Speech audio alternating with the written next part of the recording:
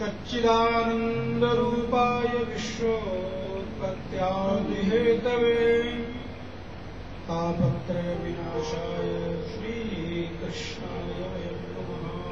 ओम नारायण।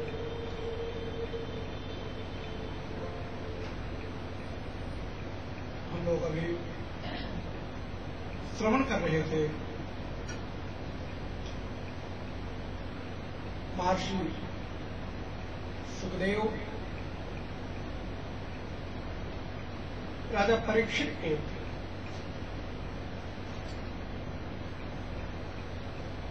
कृष्ण और सुदामा की जो मैत्री है, मित्रता है, उसकी कथा का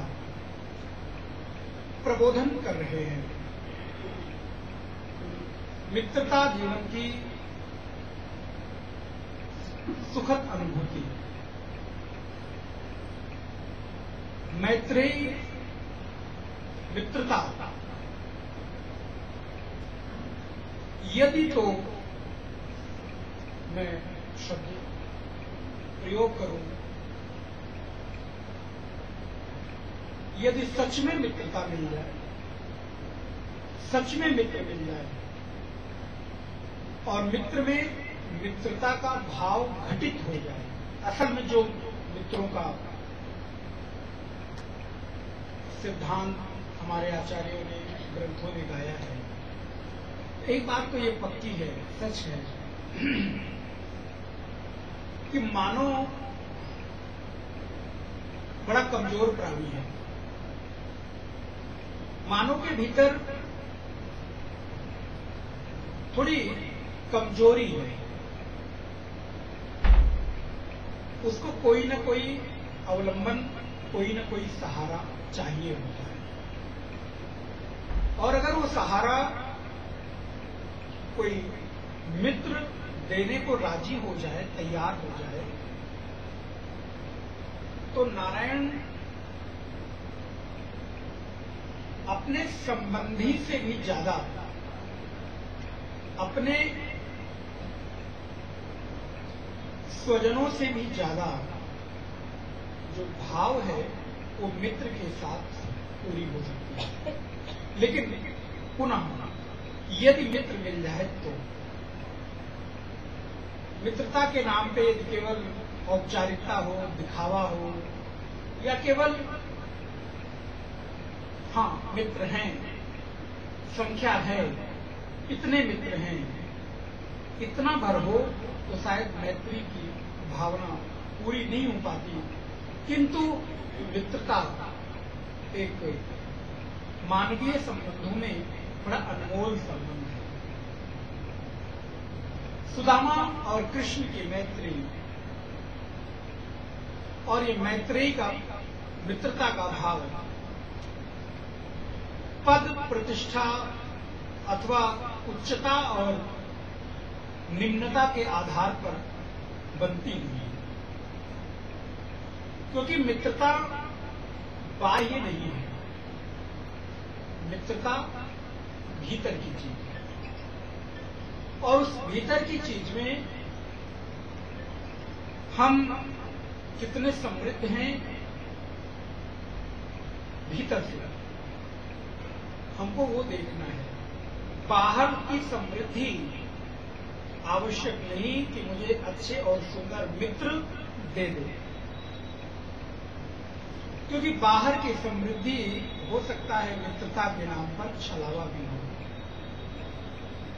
बाहर की समृद्धि को देखकर यदि मित्रता की जाए तो, लेकिन मैत्रेयी मित्रता का भाव यदि भीतर से घटित हो जाए नारायण, तो कृष्ण जैसे सुदामा के लिए प्रतिक्षण एक अवलंबन के रूप में, आधार के रूप में खड़े हैं, ठीक उसी प्रकार मैं भी पाऊंगा कि मेरे पास भी हर परिस्थिति में कोई खड़ा मिला है। और जब ऐसा हो तो नारायण मित्रता का भाव अनमोल हो जाता है। जिसका धन के साथ कोई मोल नहीं, पद के साथ कोई मोल नहीं, शिक्षा के साथ कोई मोल नहीं, वैभव के साथ कोई मोल नहीं, उसका मोल केवल और केवल ईमानदारी है। उसका मोल केवल और केवल हित की भावना है। आप अपने मित्र के प्रति कितने हित के भावों से भरे हुए हैं। कृष्ण ने अपनी मित्रता का निर्वहन किया है। सुदामा जी ने उस मित्रता के भाव को स्वीकार किया है। सुखदेव मुनि कहते हैं, परीक्षित, अथैकदा द्वारवत्याम वसतो रामकृष्णयोः सूरयो परागसु महानासीत् कल्पक्षये यथा। भगवान श्री कृष्ण और बलराम द्वारिका में निवास कर रहे थे। एक बार सूर्य ग्रहण पड़ा है और ये सूर्य ग्रहण का जो मुहूर्त है कभी कभी कई वर्षों में आता है। नारायण सूर्य ग्रहण के इस पावन पवित्र अवसर पर ये सारे के सारे लोग उत्सव मनाने के लिए उस क्षेत्र में जाते हैं। सुखदेव मुनि कहते हैं, परीक्षित, आपस में गोप गोपियां कृष्ण बलराम मिलकर चर्चा करते हैं, बातें करते हैं। द्रौपदी और भगवान की जो पटरानियां हैं वो आपस में वार्ता करती हैं, क्योंकि ये मिलन इस क्षेत्र में तीर्थ यात्रा के बहाने परिवार का आपस में मिलन भी हो रहा है। सच है, कभी कभी अगर मौका न मिले तो इस प्रकार के भी कोई आयोजन करके और हम अपने सगे संबंधियों के को अपने लोगों को एक जगह एकत्रित कर सकते हैं। भगवान ने उस सूर्य ग्रहण के अवसर पर जो यात्रा तीर्थ यात्रा की है, वहां पर सारे संबंधी इकट्ठा हुए हैं। सभी लोग आपस में चर्चा करते हैं। तत्पश्चात नारायण परमात्मा ने अपनी माता देवकी को प्रार्थना की है, मैया मैं आपके लिए क्या कर सकता हूं। पुत्र अगर सक्षम है तो अपने पिता माता को संतुष्ट करिए, जो भी चीज देकर कर सकता है करना चाहिए। मैंने एक दिन पुत्र की परिभाषा बताई थी, पुमनाम नरकात् त्रायते इति पुत्रः। जो अपने पिता को पुम नामक नरक से प्राण दिलाए उसको पुत्र कहते हैं। माता ने निवेदन किया, माता ने आदेश किया है, भगवान ने निवेदन किया है कि भैया क्या दूं। भगवान ने कहा, देवकी कहती हैं, देखो कृष्ण, एक मां के लिए पुत्र से बड़ी कोई चीज होती नहीं है। मेरे 6 पुत्र कंस ने मार दिए हैं, मेरे उन 6 पुत्रों को वापस ला दो। नारायण अपने भाइयों को, जो भगवान के भाई थे 6 माता देवकी के पुत्र थे, उनको जाकर 6 पुत्रों को लाकर और मैया को देवकी को समर्पित करते हैं। और तत्पश्चात अब लीला संवरण का समय आ रहा है। धीरे धीरे भगवान ने सारे कर्तव्य पूरे करने शुरू कर दिए हैं। भगवान का एक कर्तव्य है, उनकी एक बहन है सुभद्रा, उसका विवाह करना। भगवान ने सुभद्रा का विवाह अर्जुन के साथ कराया है और वो भी बड़ी रणनीति के थ्रू कराया है। द्वारिका में अर्जुन को बताया एक मंदिर है, वहां साधु बनकर आ जाओ, थोड़े दिन रहो, खूब प्रचार प्रसार करो और धीरे धीरे करके मैं घर वालों को मना लूंगा, देखो इतनी अच्छी हैं और ये है, इस तरह से करके। तो नारायण वहां पर भगवान ने ही अपनी नीति के थ्रू अर्जुन के साथ माता सुभद्रा का विवाह संपन्न कराया है। तत्पश्चात सुखदेव मुनि कहते हैं, परीक्षित, भगवान ने विवाह संपन्न कराने के बाद अपने कर्तव्य पूरे करने की ओर तीव्रता से बढ़ रहे हैं। जो भी पारिवारिक कर्तव्य हैं उनको पूरा कर रहे हैं। वेदों ने भगवान की स्तुति गाई है। बड़ी ही सुंदर ये अध्याय 87 में भगवान की सुंदर स्तुति का गान किया है। एक श्लोक में पढ़ दूं। श्रुतयः ऊचु, 14वां नंबर श्लोक है। जय जय जय हजा मजित दोष ग्रभीत गुणा त्वमसि यदात्मना समवरुद्ध समस्त भगा अग जग दोक सामखिल सत्यवबोधक ते क्वचिज्जयात्मना चचरतो नुचरे निगम। श्रुतियां कहती हैं, हे परमात्मा जय जय जय, हे अजित आपकी सदा जय हो, आप अजय हो, आज तक आपको कभी किसी ने विजय नहीं प्राप्त की है, ऐसे अजय परमात्मा की जय हो। त्वमसि यदात्मना समवरुष समस्त भगा, आप स्वभाव से ही ऐश्वर्य से पूर्ण है, इसलिए चराचर प्राणी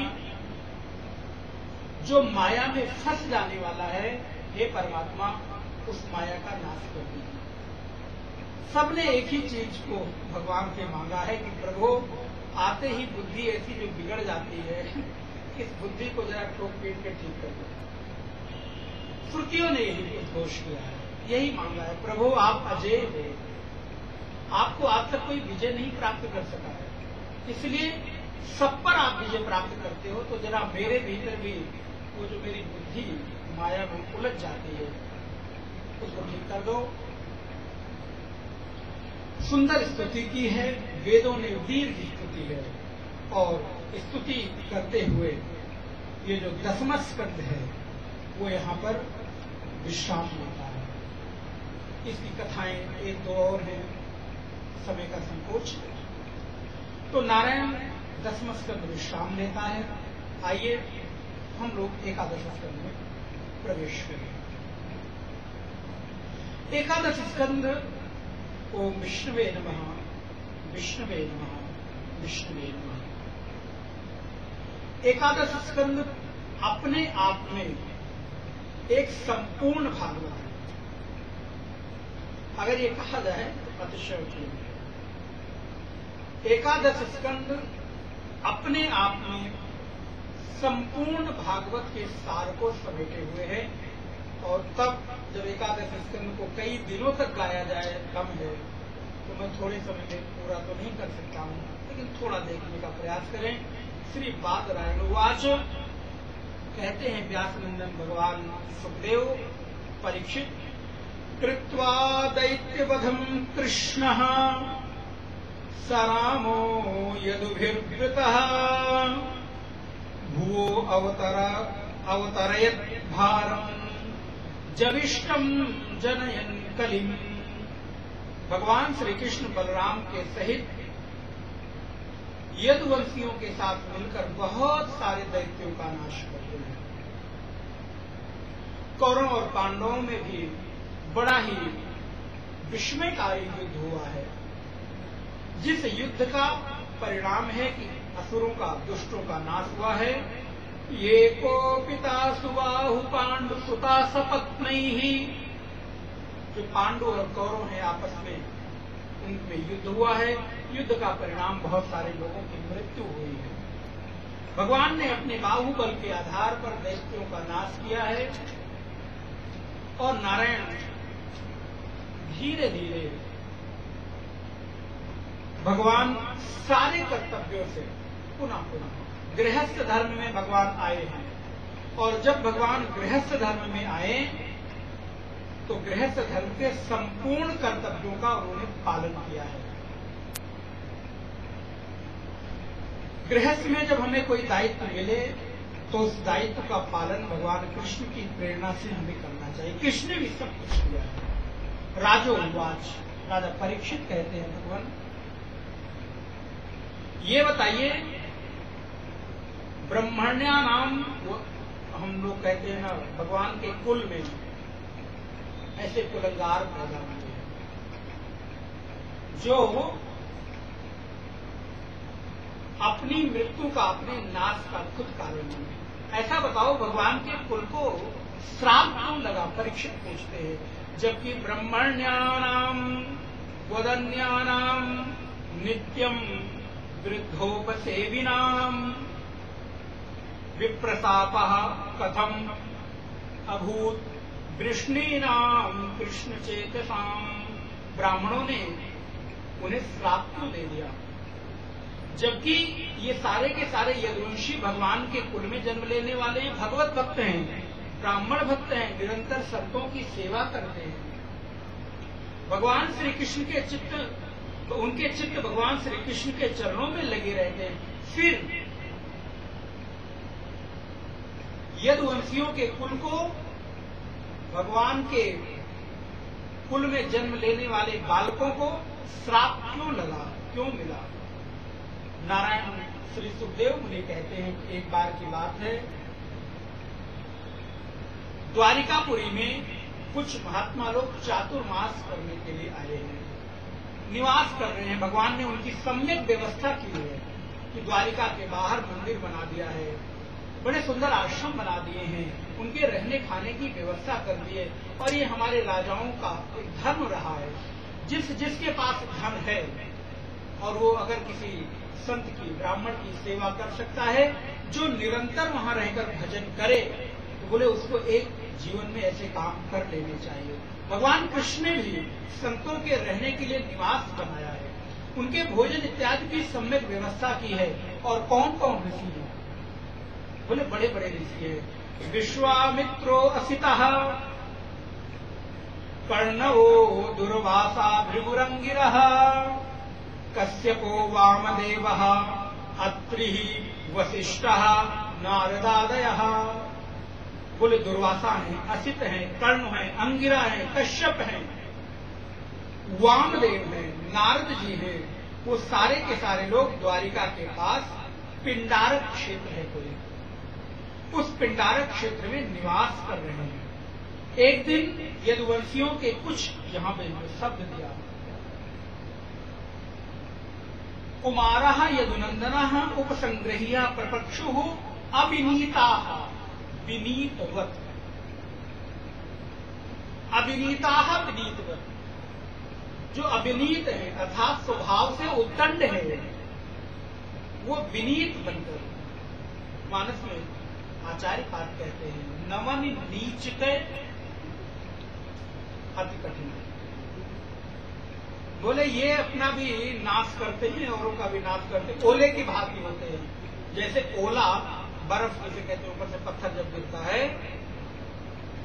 फसल के ऊपर जब गिरता है तो फसल को भी नाश करता है। फसल को नाश करने के बाद बोले ऐसे ही नीचों की जो विनम्रता है, ऐसी यही से दूर रहना चाहिए। नमन नीच के अति कठिनाई। तो ये कैसे हैं उद्दंड बालक? बोले अविनीताः विनीतवत्, अविनीत बालक विनीत बनकर उन ऋषियों के पास, अंगिरा, वशिष्ठ, भृगु, नारद के पास जाते हैं। और इन्होंने एक काम किया है। बोले क्या काम किया है? बोले एवं प्रलब्धा मुनयाः, मुनि के पास जाकर कहते हैं, अरे भगवान प्रणाम, गुरुदेव प्रणाम। ऋषियों ने सोचा भगवान के वंश के लोग हैं, अच्छे बच्चे हैं, बुलाया है। हाँ बेटा खुश रहो, बोलो क्या बात है? मैं एक याचना लेकर आया हूँ, एक कामना लेकर आया हूँ। ऋषियों ने सोचा भगवान ने हो सकता कुछ संदेश भेजा हो, क्या बात है? बोले देखो देखो, ये हमारे घर में एक नई नवेली बहू आई है। बोले उन्हें अपने मित्रों के बीच में उन बच्चों ने एक बालक जो थोड़ा स्त्री जैसा दिखाई देता था, बड़ा गोरा था, कोमल कोमल था, उसको उन्होंने स्त्री का वेश धारण कराया है, साड़ी इत्यादि पहनाई है। और उनके पेट में कुछ कपड़े उपड़े लगाकर उनको ऐसा बनाया है जैसे वो स्त्री गर्भवती है। तो नारायण वहां जाकर ऋषियों से कहते हैं, देखिए मेरे घर में ये एक स्त्री है जो अभी अभी गर्भवती हुई, हम लोग अबोध हैं, आप लोग ज्ञानवान हैं, लेकिन ये स्वभाव से बड़ी शर्मीली है, संकोच है, ये अकेले कहीं नहीं जाती, इसलिए हम इसको पकड़ कर लाए हैं। और नारायण दो लड़के एक हाथ को पकड़कर धीरे धीरे उसको ले जाते। देखो देखो ये गर्भवती है। आप अपनी दिव्य दृष्टि से देखकर बताइए कि इस हमारी नवी नवेली बहू के उदर में बेटा है अथवा बेटी है, गर्भ में क्या है? ऋषियों ने कहा ब्राह्मण के सेवी है, संत सेवी है, भगवान के कुल के हैं, अच्छी बात कर रहे होंगे। ध्यान लगाया है, ध्यान लगाकर देखा है। एवं 16 नंबर श्लोक, एवं प्रलब्धा मुनया तनूचो कुपिता नृप, उन बालकों के ऊपर क्रोधित हो गए, कुपित हो गए हैं। जनयिष्यति वो मंदा मूसलम कुलनाशम, अरे दुष्ट बालकों, तुम हमारे साथ मजाक करते हो, गुरुजनों के साथ हंसी करते हो, और तुम हमको ठगने आए हो, उद्दंडता करते हो। इस स्त्री के गर्भ में ना पुरुष बालक है ना बालिका है, इसके गर्भ में तो एक मूसल पैदा होगा, और वो मुसलम कुल नाशन है, वो मूसल तुम्हारे कुल का विनाश का हेतु बनेगा। नारायण बच्चे सब डर गए हैं, खोल कर देखा है, सांब का पेट, जिसको स्त्री बनाया है उसका नाम सांब है। सांब के कपड़े को हटाया है, जो कपड़े हटाए तो देखा कि सच में उसके पेट से एक मूसल निकला है।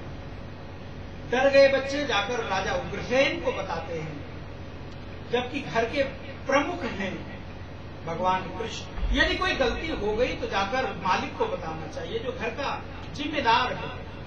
लेकिन ये डर गए हैं, जाकर उग्रसेन को बताते हैं। उग्रसेन ने कहा अच्छा ऐसा करो, चिंता मत करो, हम सब निपटा देंगे। बोले क्या करें? बोले मूसल को चूरा बना लो, कूट लो, पाउडर बनाकर ले जाकर समुद्र में डाल दो, ना मूसल बचेगा, ना ये कुल के हेतु का, कुल के नाश का हेतु बनेगा। बच्चों ने ऐसा किया, मूसल को कूटा है, पीसा है, ले जाकर समुद्र में फेंक दिया है। तत्चूर्णयित्वा, श्लोक नंबर 21, तत्चूर्णयित्वा मुसलम यदु राजा स आहु कहा समुद्र सलिले प्रास्यात् लोहम चास्या अवशेषितम। नारायण और भगवान श्री कृष्ण से कोई सलाह नहीं ली, न बच्चों ने ना उग्रसेन ने, समुद्र में डाल दिया है। समुद्र में वो चूर्ण जब चला गया है तो नारायण वो चूर्ण समुद्र के किनारे बहकर प्रभास क्षेत्र में पहुंचा है, जहां पर एक वो चूर्ण बड़ी बड़ी घास के रूप में उगाया है, बड़ी ही पैनी घास हो गई है। श्री सुखदेव मुनि कहते हैं, परीक्षित, भगवान ने नारद जी से पूछा है। परीक्षित, एक बार वसुदेव जी ने नारद जी से पूछा, कथा थोड़ी आगे बढ़ी। नारद जी ने पूछा, नारद जी से पूछा वसुदेव जी ने कि हे नारद जी, मुझे कोई ऐसा उपदेश बताइए जिसके परिणाम से मैं आत्मज्ञान को प्राप्त कर सकूं। ये स्थिति है नारायण। वसुदेव जी महात्मा ने बड़ी अच्छी बात कही, बोले जिसके घर में भगवान खुद पैदा हुआ, जो भगवान का बाप है, वो भगवान को पाने के लिए मार्ग पूछ रहा है नारद जी से। नारद जी बताइए उस परमात्मा को कैसे प्राप्त करें? नारद जी ने कहा, अरे वसुदेव जी, अब आपको पाने की क्या जरूरत है? जिसको पाने के लिए लोग तरसते हैं वो तुम्हारा बेटा बनकर घर में आया हुआ है। वसुदेव जी कहते हैं, असल में नारद जी से तृप्ति होती नहीं है, पर से कभी तृप्ति होती नहीं है। वो आत्म चैतन्य पर बनकर, पुत्र बनकर आया है, और पुत्र से मेरा कोई आत्म संतुष्टि नहीं बन रही है। मुझे तो वो आत्म रूप से उसको जानना है, अपना करके जानना है। तब श्री नारद जी ने वसुदेव जी को कहा, यही प्रश्न एक बार राजा जनक ने 9 योगेश्वरों से किया है, और उन्होंने आपस में जो चर्चा की है उस चर्चा को मैं आपको सुनाता हूं। ये हमारे शास्त्रों की बड़ी अद्भुत नारायण परंपरा रही है। यदि जब कोई कुछ पूछता है तो ये नहीं कहता कि ये उत्तर मेरा है, सब ये कहते हैं एक बार ऐसा ही प्रश्न अमुक ऋषि से अमुक ऋषि ने पूछा था और उनके पूछने पर जो उत्तर मिला था वो उत्तर मिला। इसके पीछे कारण क्या है मालूम है? क्योंकि जो ज्ञान है ना, मेरा नहीं है, ये परंपरा से प्राप्त हुआ है, और जो परंपरा से प्राप्त ज्ञान है वो ज्ञान प्रामाणिक है। उस परंपरा से प्राप्त मार्ग पर चलने में कोई बाधा नहीं आती है, गिरने का भय नहीं होता। इसलिए सारे ऋषि हमेशा यही कहते हैं, मेरे पास कुछ नहीं। मैंने एक बार अपने गुरु से सुना था, उस ऋषि ने उससे वो पूछा, वही उत्तर मैं आपको बता रहा हूं। नारद जी कहते हैं, वसुदेव जी आपने जो प्रश्न किया यही प्रश्न एक बार 9 योगेश्वरों से, ये 9 योगेश्वर 9 भाई हैं आपस में, 9 ऋषि जो 9 योगेश्वर के नाम से जाने जाते हैं। ये सब ब्रह्मनिष्ठ हैं, 9 के 9, और ये राजा जनक के यहां पहुंचे हैं और राजा जनक ने इनका आदर सत्कार किया। राजा जनक ने इनसे प्रश्न पूछा है। विदेह उवाच, श्लोक नंबर 28, अध्याय 11वां श्लोक। मन्ने भगवतः साक्षात् पार्षदान् वो मधुद्विषः विष्णोः भूतानि लोकानां पावनाय चरन्ति ही। प्रभु, हे भगवान, मैं ऐसा समझता हूं कि आप लोग भगवान मधुसूदन के मन्ने, मेरी मान्यता यह है कि आप भगवान मधुसूदन के साक्षात पार्षद हैं, जो संसार के प्राणियों को पवित्र करने के लिए, पावन करने के लिए इस संसार में विचरण करते रहते हैं। तो कृपा करके आप अपनी ज्ञान की कृपा प्रसादी से मेरे चित्त को भी निर्मल कर दीजिए, क्योंकि आप भगवान के पार्षद हैं, ये 9 योगेश्वर। और देखिए, आप किसको क्या समझते हैं ये आपकी मान्यता है, वो क्या है वो बात अलग है, लेकिन आप जो अपनी मान्यता से जिसको जो समझेंगे उसको आपको उससे वो फल जरूर मिलेगा। जनक कहते हैं आप परमहंस हैं, भगवान के पार्षद हैं, मुझे कृपा करके बताइए क्या जानना चाहते हो राजन। श्री जनक जी महाराज कहते हैं, मैंने सुना है दुर्लभो मानुषो देहो देहिनां क्षणभंगुरः तत्रापि दुर्लभम मन्ये वैकुंठ प्रिय दर्शनम। हे गुरुदेव, मैंने ऐसा सुना है ये जीवन क्षण भंगुर है, इस जीवन का कोई भरोसा नहीं है, आज है अगले पल रहेगा कि नहीं रहेगा। क्षण भंगुर जीवन की कलिका, कल प्रात को जान खिली न खिली। मलयाचल की सुच शीतल मंद सुगंध समीर चली न चली। कलिकाल कुठार लिए फिरता, तन नम्र से चोट झिली न झिली। कहले हरि नाम अरी रसना, कहले हरि नाम अरी रसना। फिर नम्र से चोट झिली न झिली, फिर अंत समय में हिली न हिली। कहले हरि नाम अरी रसना, फिर अंत समय में हिली न हिली। बोले दुर्लभो मानुषो देहो देही नाम क्षण भंगुरः। आचार्य पाद भगवान शंकराचार्य विवेक चूड़ामणि में कहते हैं, इस जीवन में 3 चीजें दुर्लभ हैं। दुर्लभो मानुषो देहो देही नाम क्षण भंगुरः, ये तो ठीक बात है। मनुष्यत्वम मुमुक्षुत्वम महापुरुष संशयः। इस जीवन में 3 चीजें अत्यंत दुर्लभ हैं। कोई मनुष्य हो गया है लेकिन उसके भीतर मनुष्यता भी प्रतिष्ठित हो जाए, बोले बड़ा दुर्लभ है। मनुष्य होना भर केवल हमारे लिए लाभकारी नहीं है, मनुष्य होने के बाद मेरे भीतर मनुष्यता भी आ जाए। मनुष्यत्वम मुमुक्षुत्वम, मनुष्यता आने के बाद मुमुक्षा जागृत हो जाए, मुक्त होने की तीव्र अभिलाषा जागृत हो जाए और नारायण मनुष्यता भी आ जाए, तीव्र जिज्ञासा भी आ जाए और उसके बाद मुमुक्षा जागृत हो जाए।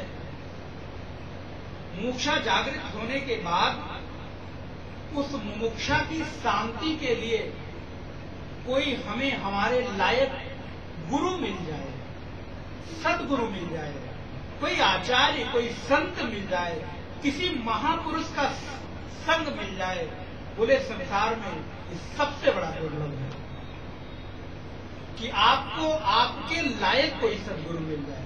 जानबूझ के मैंने ये सब प्रयोग किया है। बहुत सारे संत हैं, बहुत सारे भक्त हैं, सबका अपना अपना स्तर है, लेकिन मेरे लायक कौन है? मेरे स्तर पर आकर मुझे कौन संभालने वाला है?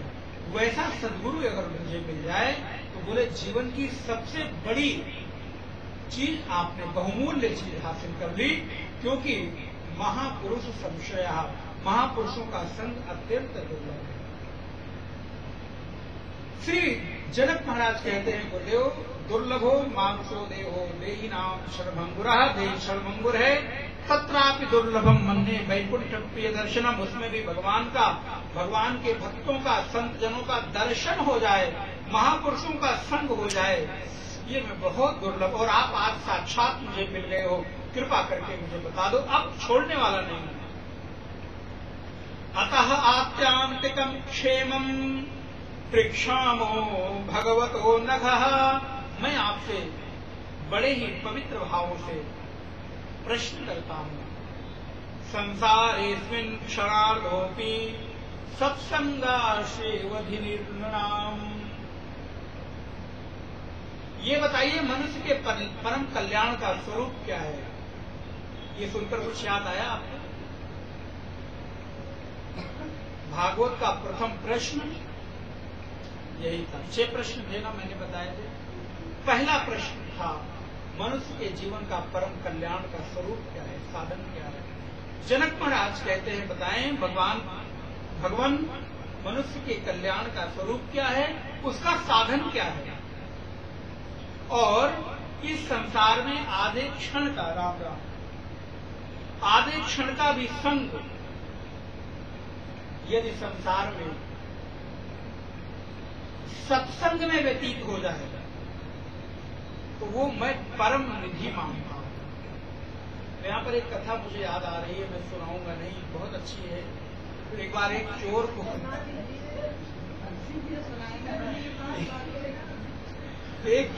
को एक बार संत का सानिध्य मिल गया, तो वो कुछ इसी तरह है, थोड़ी थोड़ी, तो मैं सार बता दूं। तो संत ने कहा, जब भी कोई काम करो तो बता के करो, कल्याण होगा। चोर ने कहा, महाराज मैं चोरी का काम करता हूं। बोले कोई बात नहीं। उसने चोरी का प्लान बनाया, राजमहल में चोरी करने। गेट पर गया तो दरबार ने पूछा, कहाँ जा रहे हो, कौन हो? बोले मैं चोर हूं, चोरी करने जा रहा हूं। इतना जोर से बोला तो डर गया, लगता है कि कोई अंदर का किसी महाराज का बड़ा खास ये होगा, तभी गेट पे इतनी जोर से हमको डांट रहा है कि मैं चोर हूं, चोरी करने जा रहा हूं। अंदर पहुंचता चला गया, जहां पूछे कहां जा रहे हो? चोरी करने जा रहा हूं। किसकी? बोले राजा की चोरी करने जा रहा हूं, राजकोष में। और नारायण करते करते अंदर तक पहुंचा, लेकर जब वहां से निकलने लगा, गेट पर फिर पूछा, उसके बीच में कुछ और है, गेट पर फिर पूछा दरबार ने, कहां, क्या लेकर जा रहे हो? मैं राज खजाने से पूरा का पूरा जो हीरा चांदी सोना है, राज खजाने की जो मुद्राएं हैं वो इस बैग में भरी और मैं लेके जा रहा हूँ। बेचारा डर गया कि बताओ कोई चुराएगा तो ऐसे थोड़े बोलेगा। अच्छा चलो, लगता है कि ये कोई अंतः महल में रहने वाला किसी रानी का, किसी राजा के समीप रहने वाला घनिष्ठ सेवक है। नारायण दूसरे दिन पता चला, लोगों ने कहा हाँ चोरी हुई और कैसे, तो दरबान से पूछा गया तो बोले ऐसे ऐसे हुआ, एक आदमी आया चुराया और ये किया। हम पूछे तो यही बताता चला गया, हम लोगों को पता ही नहीं चला। राजा को जब ये बात पता चली, राजा ने उसको बुलाया, तूने चोरी किया? बोले हाँ मैंने चोरी किया। तो बोले तुमने चोरी किया, तुम बता भी रहे हो, स्वीकार भी कर रहे हो, ये कैसे? बोले असल में एक बार एक संत का संग हो गया और उन्होंने मुझे एक उपदेश दिया था कि कभी झूठ नहीं बोलना, जो करना बता के करना, और अगर कदाचित किसी का नमक खा लो तो उसके प्रति कभी भी धोखे का काम नहीं करना। तो जब मैं चोरी करने आया था तो चोरी करते करते मुझे भूख लग गई थी, तो आपके यहाँ कुछ रखा था, वो भी मैंने खा लिया। तो जब दरबान पूछते गए तो मैं संत की बात याद रखा कि नमक खाने के बाद किसी को धोखा नहीं दिया जाता, किसी का अंश ग्रहण कर लो तब। तो राजा बड़ा प्रसन्न हुआ और नारायण कहते हैं कि उस चोर को उन्होंने अपने यहाँ सेवा में रखा और उसके बाद बड़ी मुद्राएं देकर उसको पोषित किया। उस चोर को स्मरण हुआ कि आप देखो, संत की एक बात मुझे याद रही, जब कोई काम करो तो बता के करो। उसका परिणाम ये हुआ कि आज मैं चोर होता हुआ राजा के विश्वसनीय सेवकों में सम्मिलित हो गया। तो संतों का एक क्षण का सानिध्य भी जीवन को कब बदल दे पता नहीं। एक घड़ी आधी घड़ी, आधी में पुनियाधी, तुलसी संगत साधु की हरे कोटि अपराध। कृष्ण कहते हैं, वासुदेव कहते हैं गीता में, अपि चेत सुदुराचारा भजतो माम अनन्य भाव। फिर मैं क्या करता हूं? बोले साधुरेव समन्तव्य सम्यक व्यवसितो ईसा। फिर मैं उसको साधु की संज्ञा दे देता हूं, जो कितना बड़ा भी दुराचारी पापाचारी क्यों ना हो, लेकिन एक बार संकल्प से मेरी शरण आकर मुझे ग्रहण कर ले, उसके बाद वो पापी नहीं रह जाता। बोले क्यों? बोले मेरे सामने आकर भी किसी पापी का पाप रह जाए तो मेरे होने और मेरे नाम के प्रभाव का मतलब क्या? इसीलिए सत्संगों की इस धारा में प्रवाहित होने के बाद अगर किसी के चित्त में मल रह जाए तो बोले उसको एक बार जरा सत्संग में आने के पूर्व अपने अधिकारित्व पर विचार करे और उस धारा में जो उसने डुबकी लगाई है उसको निरंतर पान करता रहे। नारायण श्री सुखदेव मुनि कहते हैं, परीक्षित, राजा जनक ने प्रश्न किया है, अगर इस राजा जनक ने प्रश्न किया है कि अगर इस संसार में एक आधे क्षण का भी संग साधु का मिल जाए तो जीवन बदल जाए। बोले हाँ, बहुत सारे प्रमाण मिलेंगे। उल्टा नाम जपत जग जाना, वाल्मीकि है ब्रह्म समाना। एक बार संत का संग हुआ है, ऐसा क्रूर हत्यारा भी वाल्मीकि के रूप में प्रतिष्ठित हुआ है। रत्नाकर था, लोगों को लूटने का, काटने का, मारने का काम कर, राम राम कहने पर मारना, मरा मरा कहता था, क्योंकि इतने लोगों को मार चुका है, फिर भी उसका कल्याण हुआ है। बोले कैसे? बोले संत के सानिध्य से। इसलिए संत सानिध्य की बड़ी महिमा है, गुरु सानिध्य की बड़ी महिमा है। हमारे सारे शास्त्रों ने गुरुओं का इतना बखान किया है। नारायण नो योगेश्वर से जो प्रश्न करते हैं जनक, 9 प्रकार के योगी हैं। इनका नाम है, प्रथम का नाम है कवि, दूसरे का नाम है अंतरिक्ष, दूसरे का नाम है अंतरिक्ष, तीसरे का नाम हरि है, प्रबुद्ध है, एक पलायन है, आविर्होत्र है, द्रुमिल है, चमस है, और कर भाजन है। ऐसे ये 9 प्रकार के योगी हैं जिनसे राजा जनक ने अलग अलग 9 प्रश्न किए हैं, जिनका उपदेश श्री सुखदेव जी महाराज राजा परीक्षित को इस 11 स्कंद में सुनाते हैं। प्रश्न किया है, उत्तर देना शुरू किया है। प्रथम जो योगेश्वर हैं कवि,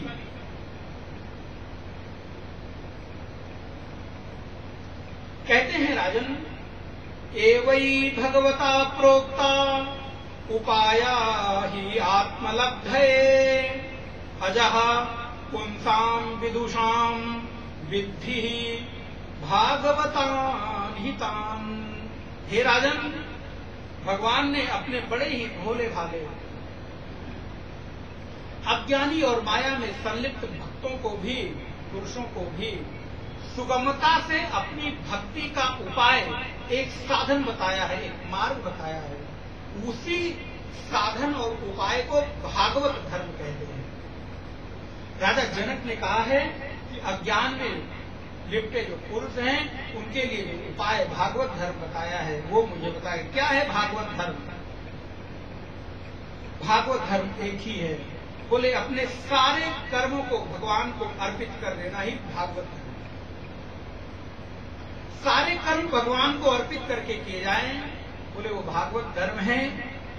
36वें नंबर के श्लोक में कहते हैं, कायेन वाचा मनसेन्द्रियैर्वा बुद्ध्यात्मना वा प्रकृते स्वभावा करोति यदि यत् सकलं परस्मै नारायणायेति समर्पयेतत्। सब कुछ चलना उठना बैठना सब कुछ भगवान को समर्पित कर दिया। कायेन वाचा मनसा वाचा कर्मणा बुद्ध्यात्मनावा अनुसृत स्वभावा। सब कुछ भगवान को समर्पित करके किया जाए, ये समर्पण ही भागवत धर्म है। मेरे जीवन की सम्यक चेष्टा भगवान के लिए हो। भगवान को समर्पित करके जो कर्म किए जाते हैं उनको भागवत धर्म कहते हैं। और नारायण भगवान की प्राप्ति के लिए इससे सरल उपाय और कोई नहीं है। कवि नामक योगेश्वर ने उपदेश किया है। नारायण भक्त का लक्षण क्या है, ये हरि नामक कवि से, हरि नामक योगेश्वर से राजा जनक ने प्रश्न किया है कि भक्तों का लक्षण क्या है। नारायण भक्तों का लक्षण क्या है, आप सुनते रहते हैं। तीसरे स्तर में भी मैंने बताया था कि जिसके चित्त में कभी भी किसी के लिए द्रोह का भाव न उत्पन्न हो, साधो साधु भूषण तितिक्षव कारुणिका, जो तितिक्षु हैं, करुणा से भरे हुए हैं, ऐसे जो भक्त हैं उनके लक्षण होते हैं कि कभी किसी का अहित नहीं चाहते। समा शत्रौ च मित्रे च तथा मानापमानयो हो शीतोष सुख दुखेषु। गीता के 12वें अध्याय में द्वेष्टा सर्वभूतानां मैत्रः करुणेव च निर्ममो निरहंकारा सम दुख सुभक्षमी संतुष्टा सततम योगी यदात्मा दृढ़ निश्चया मयि अर्पित मनोबुद्धि यो मद्भक्ता समप्रियः अनपेक्षा सुचिर्दक्षा उदासीनो गतव्यथा सर्वारंभ परित्यागी यो मद्भक्ता समप्रिया। ये सब भक्तों के लक्षण हैं। तत्पश्चात नारायण श्री सुखदेव मुनि कहते हैं, परीक्षित, अब देवताओं ने भगवान से आकर प्रार्थना की है कि प्रभु अब आपका काम पूरा हुआ है, अब जरा आप अपने लोग आने की तैयारी कर लीजिए, क्योंकि हम लोग आपके बिना वहां अब सूना सूना अनुभव करते हैं। भगवान ने देवताओं की प्रार्थना स्वीकार की है, सभी यादवों को प्रेरित किया है और सारे यादव वंश के लोग प्रभास क्षेत्र की ओर जाने के लिए तैयार हुए हैं। वहां पर उद्धव जी का आना होता है। भगवान ने उद्धव को आदेश दिया है, अपना स्वरूप प्रदान किया है और नारायण उनको बद्रिकाश्रम क्षेत्र में जाने के लिए आदेश दिया है, जहां उद्धव आज भी भगवान की सेवा में नर नारायण भगवान जो तप कर रहे हैं, वहां पर उद्धव जी की भी विग्रह विराजमान रहता है। उद्धव जी सतत भगवान के सानिध्य में वहां पर हैं। और नारायण श्री सुखदेव मुनि कहते हैं, परीक्षित दत्तात्रेय हैं, उन्होंने 24 गुरु बनाए हैं। ये 24 गुरु दत्तात्रेय ने बनाए हैं, जिनसे उन्होंने सब कुछ सीखा है। बोले पृथ्वी को गुरु बनाया है, पृथिव्या वायु आकाशः आकाशम अपः अग्निश चंद्रमः रविः कपोतो अजगरः सिंधु पतंगो मधुकृत गजा। ये सारे गुरु के रूप में है। पृथ्वी है, आकाश है, जल है, अग्नि है, चंद्रमा है, वायु है, सूर्य है, कबूतर पक्षी को गुरु बनाया है, अजगर को गुरु बनाया है। अजगर करे न चाकरी, पंछी करे न काम, दास मलुका कह गए सबके दातारा। साधु को क्या करना है काम धाम करके? बोले जब सब कुछ देने वाले लोग हैं, बैठकर बस अजगर की भांति भगवान का भजन करो, कहीं हिलो डुलो मत। बोले सब कुछ भक्त अपने आप ला कर देंगे, तुम्हें कुछ चिंता करने की जरूरत नहीं है। दत्तात्रेय ने ये शिक्षा ग्रहण की है अजगर से कि कहीं हिलो मत, एक जगह बैठकर भजन करो, एक निष्ठ होकर भजन करो। कपोतो अजगरः सिंधु पतंगो मधुकृत गजः मधुआ हरिणो मीना। पिंगला को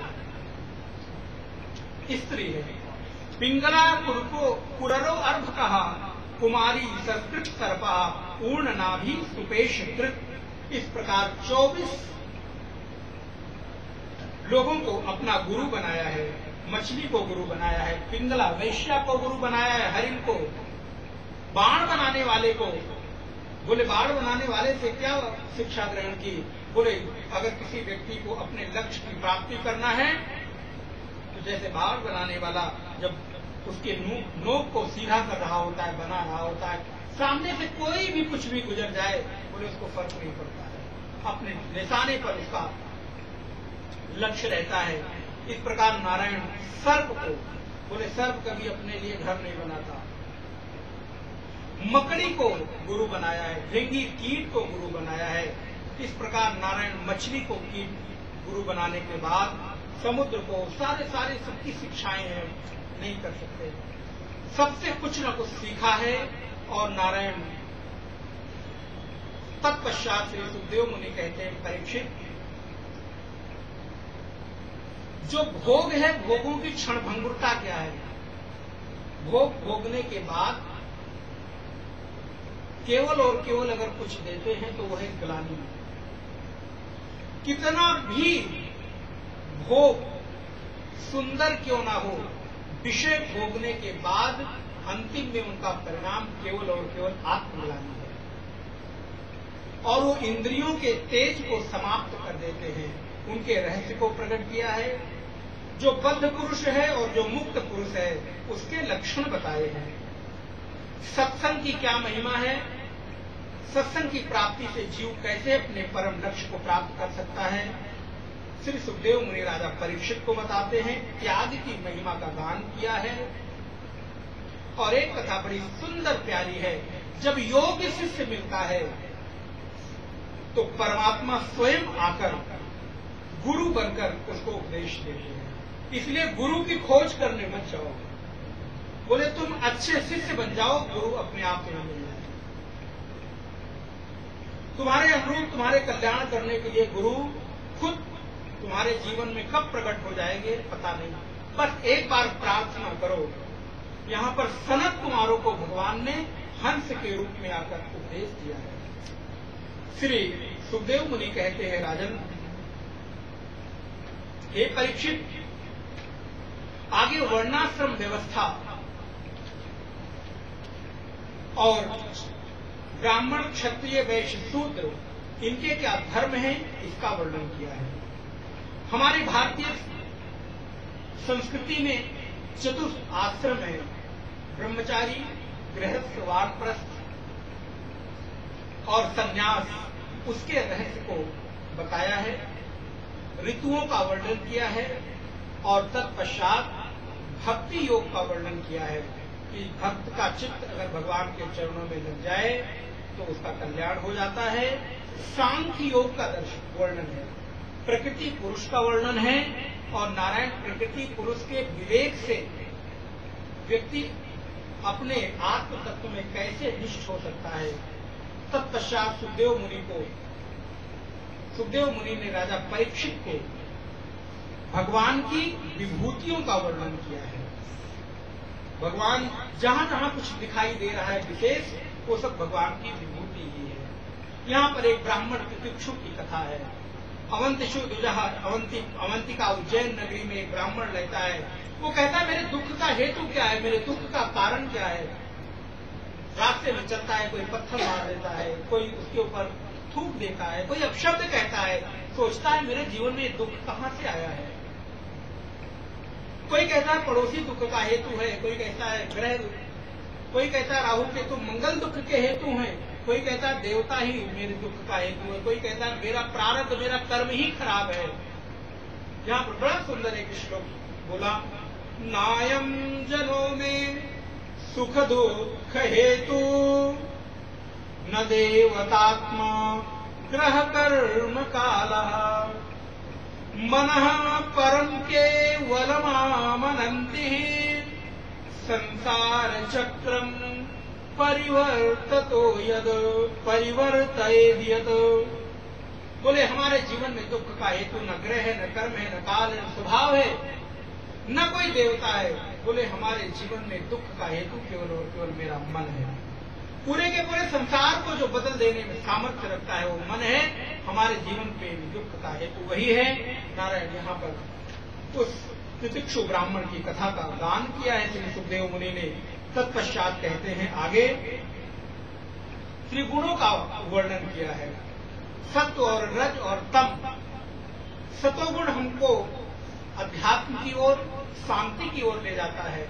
रजोगुण हमें बैठने नहीं देता, कर्म की ओर प्रेरित करता है। तमोगुण सदा आलस्य और निद्रा की ओर प्रेरित करता है। इन त्रिगुणों की ओर थोड़ी व्याख्यान किया है। अष्टांग योग का वर्णन किया है, यम नियम आसन प्राणायाम प्रत्याहार धारणा ध्यान और समाधि का। पुरुरवा की कथा है, क्रिया योग का वर्णन है। उद्धव बद्रिका आश्रम गए हैं, वहां पर भगवान के तप में लगे हुए हैं, उसका वर्णन है। यदुकुल के संहार की कथा बताते हैं कैसे कैसे क्या हुआ है। और फिर नारायण कहते हैं परमात्मा भार उतारने के लिए संसार पर आते हैं, लेकिन जब उनको लगने लगता है कि भार अत्याधिक बढ़ गया है तो भगवान अपने ही कुल का नाश करने में भी संकोच नहीं करते हैं। इत्थम हरे भगवतो रुचिरावतारः वीर्याणि बालचरितानि च शन्तमानि अन्यत्र देह च श्रुतानि गृह्णन् मनुष्यो भक्तिं परां परमहंस गतो लभेत। पराभक्ति से भगवान के चरणों की प्राप्ति होती है। नारायण यहाँ पर एकादश स्कंद बड़े संकोच भाव से विश्राम लेता है। हम लोग द्वादश स्कंद में प्रवेश करते हैं। श्री कृष्ण गोविंद हरे मुरारे, हे नाथ नारायण वासुदेव। भगवान सुखदेव से राजा परीक्षित प्रश्न करते हैं, स्वाधामानुगते कृष्णे यदुवंश विभूषणे कस्य वंशो अभवत पृथिव्याम एतत् चक्षुव मे मुने। जब भगवान इस धराधाम को छोड़कर गए तो इस कलयुग पर किसका, इस वंश में किसका विस्तार हुआ। कलयुग के राजा का, राजाओं के वंशों का वर्णन है। और नारायण भगवान जब जाने लगते हैं तो उनके जाने की स्थिति क्या है। बोले एक बार की बात है, भगवान जंगल में बैठे हुए हैं, एक वृक्ष के नीचे एक चरण के ऊपर दूसरा चरण रखा हुआ है।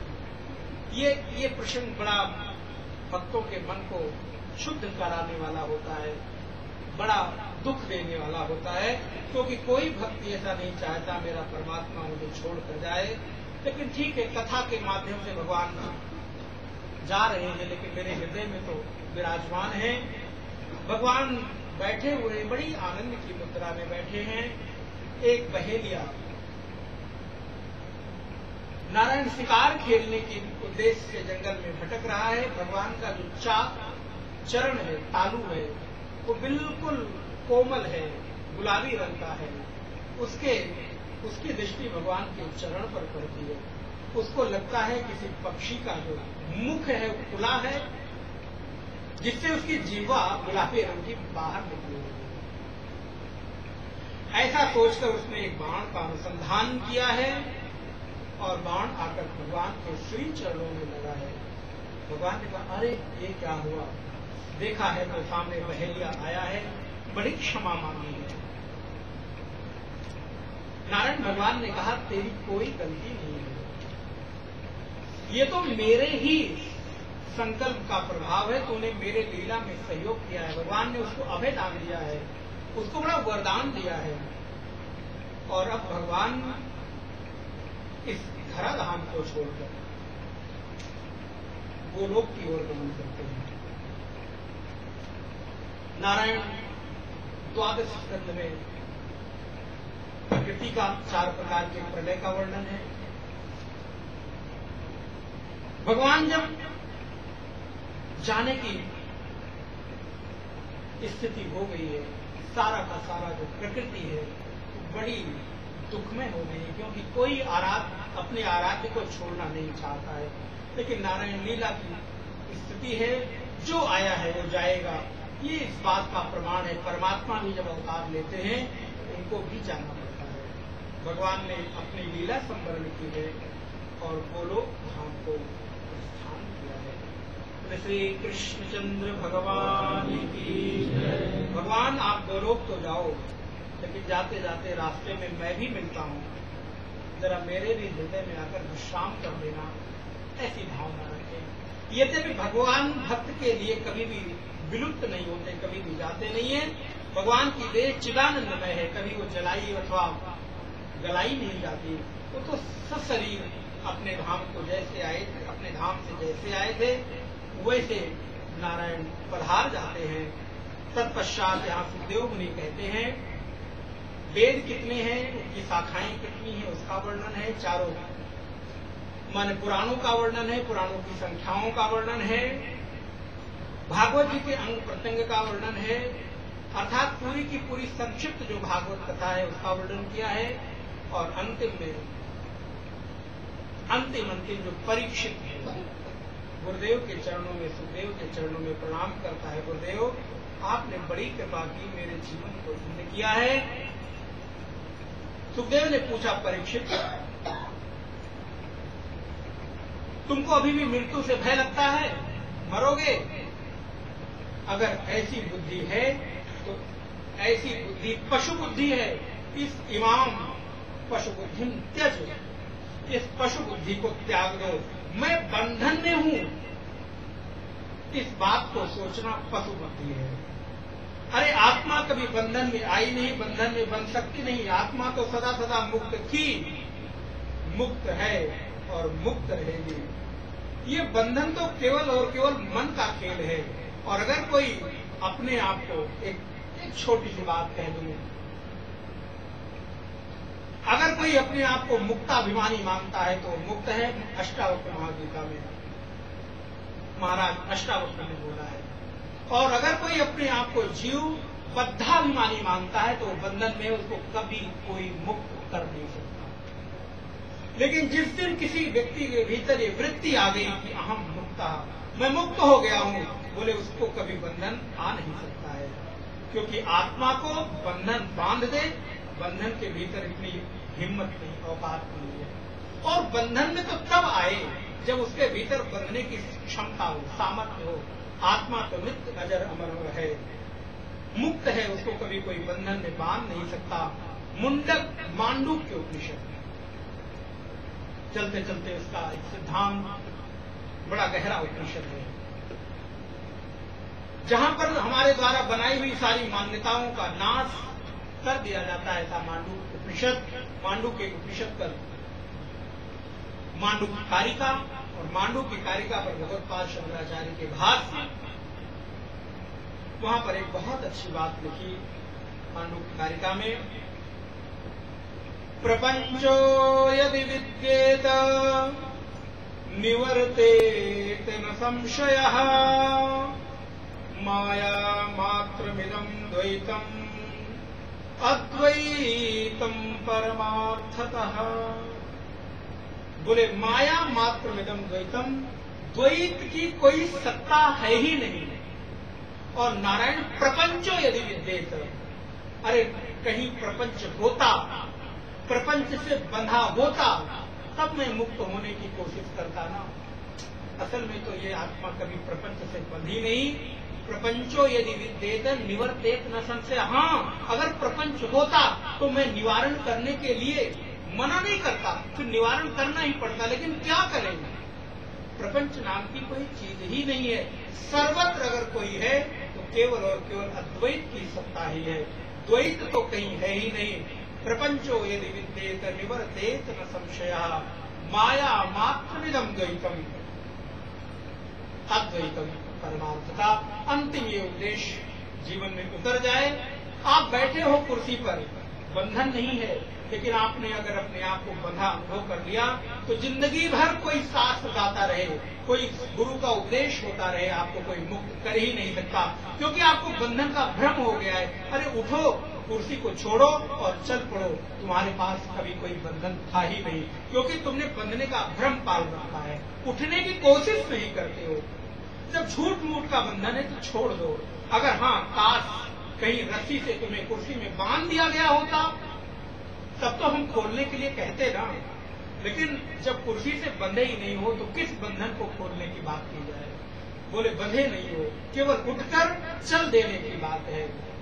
जब समय आए उठकर चल दो, और ये वृत्ति बनी रहे कि मैंने कभी बंधन स्वीकार किया ही नहीं। इसने जो बद्धाभिमानी है, ध्यान रहे, जो बद्धाभिमानी है, जिसमें मैं बंधन में हूँ, बंधन में हो रट लगाए हैं, उसको कभी मुक्ति नहीं हो सकती। और जिसने एक दिन सदगुरु के उपदेश से ये वृत्ति धारण कर ली कि अहम मुक्तः चिदानंद रूपः शिवोहम चिदानंद रूपः शिवोहम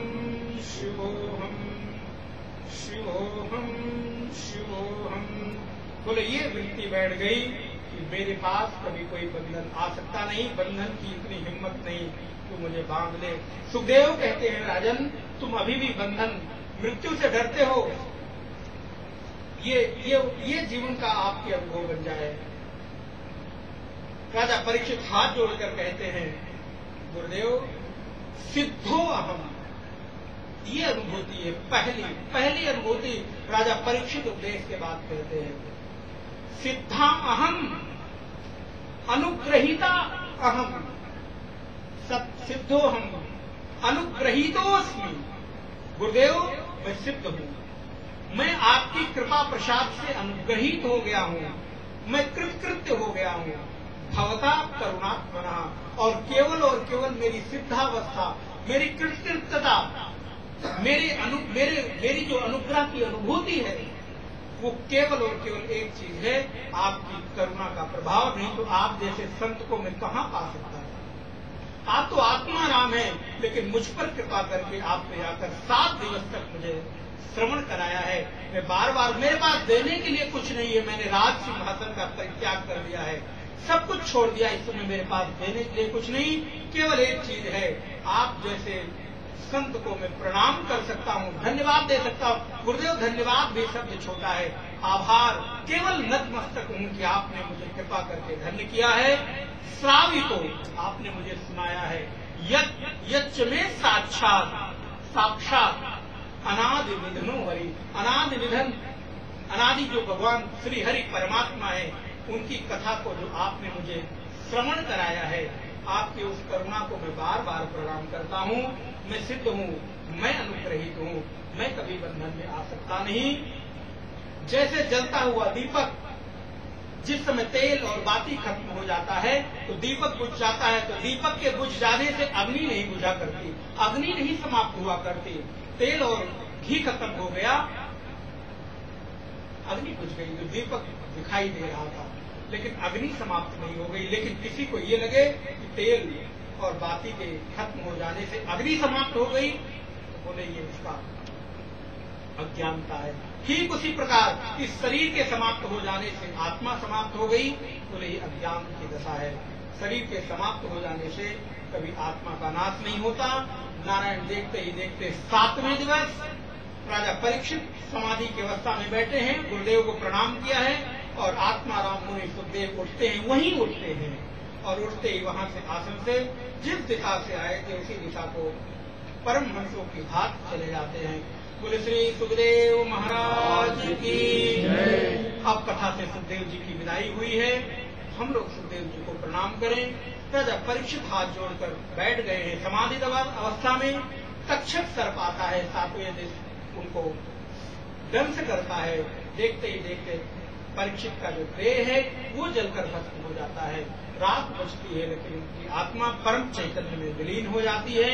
ये बात का पता परीक्षित के पुत्र जन्मेजय को पता चलता है। उसने सर्प यज्ञ किया है और वो सर्प को इंद्र के सिंहासन में लिपट गया है, जाना नहीं चाहता। सर्प की जितनी जातियां हैं यज्ञ और मंत्र के प्रभाव से जल जलकर यज्ञ में अपने प्राणों को दान कर देते हैं। नारायण बृहस्पति जो देवताओं के गुरु हैं, उन्होंने भी समझाया है ये क्या कर रहा है। वहां पर एक मंत्र दिया है आस्तिक ऋषि ने सर्प को निवारण करने के लिए। अगर उस मंत्र का गान किया जाए तो सर्प जहां भी हो वहां से चला जाता है। नारायण कहते हैं एक जाति बची थी तक्षक की, जो सिंहासन में लिपटी हुई थी। उसी से आज के समय में जितने भी सारी प्रजातियां हैं उत्पन्न हुई हैं, सारे विष हुए हैं। इस प्रकार श्री सुखदेव मुनि के द्वारा जो ये भागवत का गान है वो होता है और परीक्षित अपने जीवन के उस परम लक्ष्य को प्राप्त करते हैं। परीक्षित जैसे मुक्त हुए वैसे ये भागवत मेरी भी मुक्ति का हेतु बन जाए। एक चीज जीवन में बैठ जाए जिससे चित्त भगवान के श्री चरणारविंदों में सदा सदा के लिए बन जाए। ऐसी मंगल कामना सुखदेव भगवान से, राजा परीक्षित से और इस वृंदावन धाम में बैठे हुए बाकी बिहारी लाडले श्री ठाकुर से भी प्रार्थना करते हैं। परमात्मा आपकी कृपा हो और आपकी कृपा से मेरे जीवन का लक्ष्य पूर्ण हो। आइए हम लोग भागवत के अंतिम श्लोक का, भागवत खत्म नहीं हो रही है, विश्राम ले रही है क्योंकि भागवत कथा कभी पूरी हो नहीं सकती। नाम संकीर्तनम यस्य सर्व पाप प्रणाशनम प्रणामो दुःख समनः तं नमामि हरिं परम् प्रणामो दुःख समनः तं नमामि हरिं परम् तं नमामि हरिं परम्। ऐसे परमात्मा को जिसका नाम संकीर्तन जीवन में कार देने वाला है, उस परमात्मा श्री हरि को बार बार प्रणाम करते हैं। और तो कुछ है नहीं, प्रणाम प्रणाम प्रणाम और आभार के अतिरिक्त हे गुरुदेव कुछ नहीं है। नारायण इस प्रकार हम लोग यहाँ पर मनसा वाचा कर्मणा जितनी सामर्थ्य थी भागवत के इस परम पवित्र अनुष्ठान को पूर्ण करने का प्रयास किया। जो आपको अच्छा लगा हो वो ले जाइए और जो ना अच्छा लगा हो वो हमको दे जाइएगा।